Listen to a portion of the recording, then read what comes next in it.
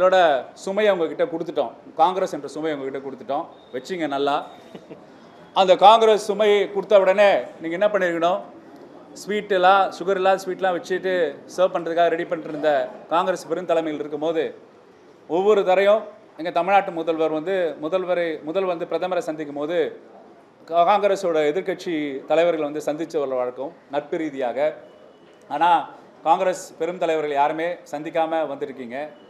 அப்போ குதிரை பேரம் ஈடுபடும் போது எங்களையும் கூட்டணி கட்சிகளும் எலெக்ஷன் நேரத்தில் என்னென்ன பாடுபட்டாங்கன்னா எங்கள் கூட்டணி கட்சியில் இருக்கவங்க தான் உங்களுக்கு ஆதரவு தெரிவிச்சிருக்காங்க, அவங்களே சேர்த்து தான் நீங்கள் குறை சொல்கிறீங்களா?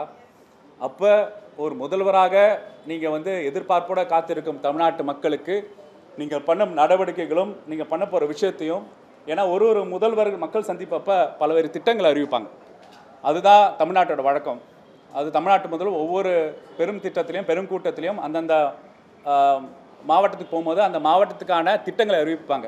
அது எதிர்பார்ப்போடு இருந்தாங்க மக்கள்.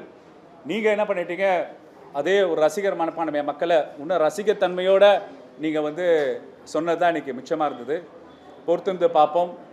100% placement guarantee உடன் BCom, BCA, BBA, BSc படிக்க JNN College of Arts and Science, Chennai.